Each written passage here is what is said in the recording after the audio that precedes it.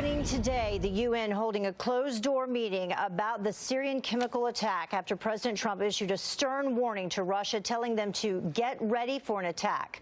So was he right to stand up to Russian President Vladimir Putin, who is seen as complicit in these deadly chemical attacks? Here now to weigh in is Iraq War veteran Chris Neiweem. Thank you so much for joining us. We appreciate it. Good morning, Heather. So was the president right in his response to Russia?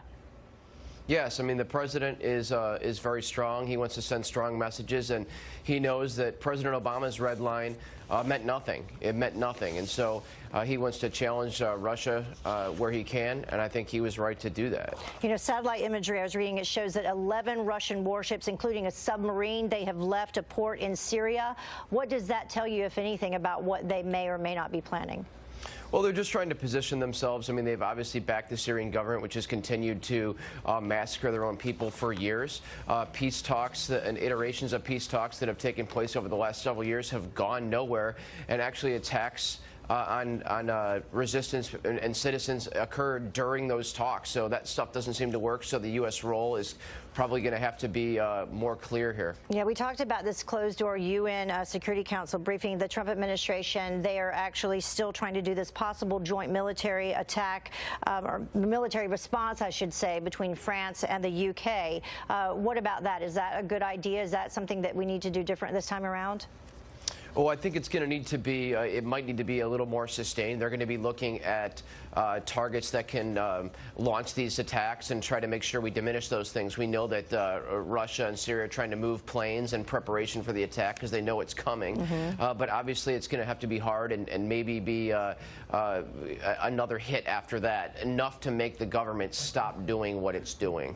Yeah, Russia also saying that they're monitoring the U.S. response so far, including the USS Harry Truman, the strike force that just deployed, also a submarine from the U.S. as well. Does it concern you, these harsh words or these almost threats going back and forth between the countries?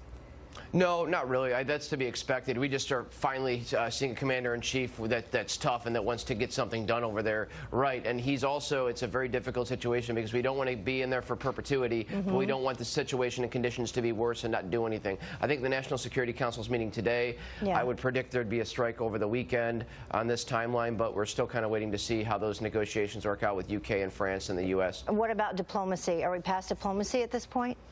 I think diplomacy is going to continue, but it just never works. You know, it never works when it comes to these things happening. The meetings are going on, the UN meetings, and the inspectors that can't get in, can't do anything. And Assad's the kind of guy that just needs to get knocked out and knocked out hard. What about Mattis, who said yesterday that we're actually still looking into or studying the intelligence on the attack? Right, and I think they're going to continue to do that. I mean, I know that the UK will probably be looking at more expedited military authority over the weekend, as you can't necessarily wait for everything to authorize some of these flexibilities. But I think they're going to work. They're going to calibrate this. Diplomacy will go on, but we've got to see response and compliance over there, and we got to do something about it. The Syrian government, as to be expected, is still denying that they in fact launched the chemical attack. Some of the news headlines insinuating that Mattis making that statement meant that we're still actually investigating, trying to see who actually did the attack. But we know that Syria has done this before. We know that before President Trump himself, he launched, what, 59 Tomahawk missiles the last time around. Looking at these images, I mean, it breaks your heart, these little children and families dealing with this. Oh, it's a total disaster. It's tragic. I mean, we want to make sure we're not getting caught in a conflict in perpetuity, but if every time somebody protested the president in this country, the government killed a bunch of people, it would be an absolute outrage. I mean, people would start paying more attention, and that's exactly what's happening in Syria, and it's continued to happen. But President Trump, his red line's not going to mean nothing. So, very good point to end it on. Thank you so much for joining us. We appreciate it. Thank you.